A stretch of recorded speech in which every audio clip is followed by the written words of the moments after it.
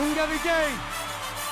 ಇತ್ತೀಚೆಗಷ್ಟೇ ತಮಿಳುನಾಡಿನಲ್ಲಿ ಹೊಸ ಪಕ್ಷ ಕಟ್ಟಿ ಚುನಾವಣೆಯನ್ನ ಗೆದ್ದಿರುವಂತಹ ನಟ ಇಳೆಯ ದಳಪತಿ ವಿಜಯ್ ತಮಿಳುನಾಡಿನಲ್ಲಿ ಇದೊಂದು ದೊಡ್ಡ ಅಲೆಯನ್ನೇ ಉಂಟು ಮಾಡಿದೆ. ಇದಕ್ಕಿಂತ ಮುಂಚೆಯೂ ಶಿವಾಜಿ ಗಣೇಶನ್ ಆಗಿರ್ಬೋದು, MGR ಆಗಿರ್ಬೋದು, ಅವರೆಲ್ಲರೂ ಕೂಡ ಸಿನಿಮಾ ಕ್ಷೇತ್ರದಿಂದ ರಾಜಕೀಯಕ್ಕೆ ಬಂದು ಅಲ್ಲಿ ಸಫಲರಾಗಿರುವಂತಹ ನಟರು. ತದನಂತರದಲ್ಲಿ ತಮಿಳುನಾಡಿನ ಮುಖ್ಯಮಂತ್ರಿಗಳಾಗಿ ಚುಕ್ಕಾಣಿಯನ್ನು ಕೂಡ ಹಿಡಿದುಕೊಂಡಿದ್ದವರು. ಪಕ್ಕದ ರಾಜ್ಯ ತಮಿಳುನಾಡಿನಲ್ಲಿ ಇಷ್ಟೊಂದು ವಿಷಯಗಳು ನಡೆಯುತ್ತಿರುವಾಗ ನಮ್ಮ ಮನಸ್ಸಿನಲ್ಲಿ ಸಾಧಾರಣವಾಗಿ ಮೂಡುವಂತಹ ಒಂದು ಆಲೋಚನೆ ಯಾವುದು ಅಂದ್ರೆ, ನಮ್ಮ ಕನ್ನಡ ಚಿತ್ರರಂಗದಲ್ಲಿ ಯಾವ ನಟ ಚುನಾವಣೆಗೆ ನಿಂತರೆ ಜನರ ವೋಟ್ ಅನ್ನ ಪಡೆದು ಸಿಎಂ ಆಗೋಕೆ ಅರ್ಹ ಇರುವಂತಹ ನಟರು ಯಾರು ಎಂಬುದು ಇಂದಿನ ವಿಡಿಯೋ ವಿಷಯ ಕೂಡ ಇದೆ. ನಮ್ಮ ನಟದಲ್ಲಿ ಯಾವ ನಟರು ಚುನಾವಣೆಗೆ ನಿಂತರೆ ಸಿಎಂ ಆಗಕ್ಕೆ ಸಾಧ್ಯತೆ ಇದೆ ಅನ್ನುವಂತಹ ವಿಷಯವನ್ನ ನಾವಿಲ್ಲಿ ಚರ್ಚೆ ಮಾಡ್ತಾ ಇದ್ದೇವೆ. ನಮ್ಮ ಲಿಸ್ಟ್ ಅಲ್ಲಿ ಒಂದಷ್ಟು ನಟರನ್ನು ನಾವು ತೆಗೆದುಕೊಂಡಿದ್ದೇವೆ. ಅವರ ಅನುಭವ ಆಗಿರ್ಬೋದು, ಅವರ ಒಂದು ಖ್ಯಾತಿ ಆಗಿರ್ಬೋದು, ಅವರು ಮಾಡಿರುವಂತಹ ಸಾಧನೆಗಳಾಗಿರ್ಬೋದು, ಇವೆಲ್ಲವನ್ನು ಕೂಡ ಪರಿಗಣಿಸಿಕೊಂಡು ಇಂದಿನ ಈ ಒಂದು ವಿಡಿಯೋದಲ್ಲಿ ನಾವು ಆ ನಟರನ್ನ ನಿಮ್ಮ ಮುಂದೆ ಇಡ್ತಾ ಇದ್ದೇವೆ.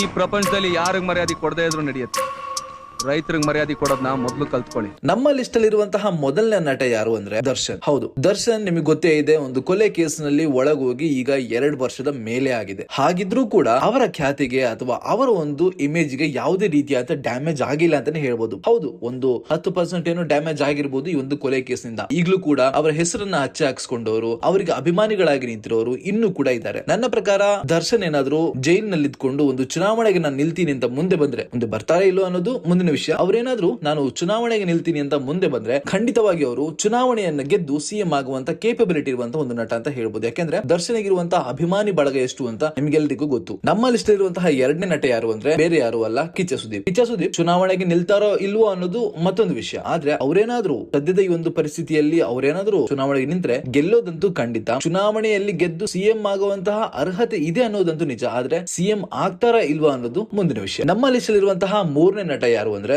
ಚೇತನ್ ಅಹಿಂಸಾ. ಚೇತನ್ ಬಗ್ಗೆ ನಿಮಗೆ ಗೊತ್ತೇ ಇದೆ, ಕನ್ನಡದಲ್ಲಿ ಬೆರಳೆಣಿಕೆಯಷ್ಟು ಚಿತ್ರಗಳನ್ನ ಮಾಡಿದ್ರು ಕೂಡ ತಮ್ಮ ಪ್ರಗತಿಪರ ಸಾಮಾಜಿಕ ಹೋರಾಟಗಳಿಂದಲೇ ಎಲ್ಲರ ಮುಂದೆ ಪ್ರಸಿದ್ಧಿಯಾಗಿರೋರು ಈ ಒಂದು ಚೇತನ್ ಅಹಿಂಸಾ. ಇವರು ನಿಮಗೆ ಗೊತ್ತೇ ಇದೆ, ರಾಜಕೀಯದಲ್ಲಿ ತಮ್ಮನ್ನ ತಾವು ಸಜೀವವಾಗಿ ತೊಡಗಿಸಿಕೊಳ್ಳದೇ ಇದ್ರು ಕೂಡ ರಾಜಕೀಯ ನಿಲುವುಗಳನ್ನ ಸ್ಪಷ್ಟವಾಗಿ ವ್ಯಕ್ತಪಡಿಸ್ತಾ ಇದ್ದಾರೆ. ಇದೇ ರೀತಿ ಮುಂದುವರೆದ್ರೆ ಮುಂದೊಂದು ದಿನ ಚುನಾವಣೆಗಳಲ್ಲಿ ಗೆದ್ದು ಕರ್ನಾಟಕದ ಸಿಎಂ ಆಗೋದ್ರಲ್ಲಿ ಸಂಶಯ ಇಲ್ಲ ಅಂತ ಹೇಳ್ಬೋದು. ಯಾಕೆಂದ್ರೆ ಖ್ಯಾತಿ ಮತ್ತು ಇಮೇಜ್ ಇದೆಲ್ಲಕ್ಕಿಂತನೂ ಹೊರತಾಗಿ ಅವರಿಗೆ ಸಮಾಜದ ಬಗ್ಗೆ ಇರುವಂತಹ ಕಳಕಳಿ ಆಗಿರ್ಬೋದು, ನಮ್ಮ ಮುಂದೆ ಮಂಡಿಸುವಂತಹ ವಿಷಯಗಳಾಗಿರ್ಬೋದು, ಜನಜಾಗೃತಿ ಕಾರ್ಯಗಳಾಗಿರ್ಬೋದು, ಇವೆಲ್ಲಾನು ಕೂಡ ನಾನು ಈಗಷ್ಟೇ ಹೇಳಿರುವಂತಹ ದರ್ಶನ್ ಆಗಿರ್ಬೋದು, ಸುದೀಪ್ ಆಗಿರ್ಬೋದು, ಅವರಿಗಿಂತನೂ ಕೂಡ ಒಂದು ಹೆಜ್ಜೆ ಮೇಲೆ ಇದೆ ಇವರ ಒಂದು ಯೋಚನಾ ಲಹರಿ. ಹಾಗಾಗಿ ಇವರು ಕೂಡ ಸಿಎಂ ಆಗೋದ್ರಲ್ಲಿ ಸಂಶಯ ಇಲ್ಲ. ನಮ್ಮ ಲಿಸ್ಟ್ ಇರುವಂತಹ ಮತ್ತೊಂದು ನಟ ಯಾರು ಅಂದ್ರೆ ಬೇರೆ ಯಾರು ಅಲ್ಲ, ಕರ್ನಾಟಕ ಚಕ್ರವರ್ತಿ ಶಿವರಾಜ್ ಕುಮಾರ್. ಡಾಕ್ಟರ್ ರಾಜ್ಕುಮಾರ್ ಏನಾದ್ರು ಚುನಾವಣೆಯಲ್ಲಿ ನಿಂತಿದ್ರೆ ಸಿಎಂ ಆಗಿರೋದ್ರಲ್ಲಿ ಖಂಡಿತ ಸಂಶಯ ಇರಲಿಲ್ಲ. ಅಣ್ಣವರ ಅದೇ ಒಂದು ಯೋಚನಾ ಲಹರಿ, ಆ ಒಂದು ವರ್ಚಸ್ ಇರುವಂತಹ ಮತ್ತೊಂದು ನಟ ಅನ್ನೋದು ಅವರ ಮಗ ಶಿವರಾಜ್ ಕುಮಾರ್. ಶಿವರಾಜ್ ಕುಮಾರ್ ಏನಾದ್ರು ಎಲೆಕ್ಷನ್ ನಿಂತ್ರೆ ಖಂಡಿತ ಚುನಾವಣೆಯಲ್ಲಿ ವಿನ್ ಆಗ್ತಾರೆ. ಅವ್ರು ಏನಾದ್ರು ಸಿಎಂ ಆದ್ರೆ ಖಂಡಿತವಾಗಿಯೂ ರಾಜ್ಯವನ್ನ ದಕ್ಷವಾಗಿ ಮುನ್ನಡೆಸ್ತಾರೆ. ನಮ್ಮ ಲಿಸ್ಟ್ ಇರುವಂತಹ ಕೊನೆಯ ನಟ ಯಾರು ಅಂದ್ರೆ ನಮ್ಮ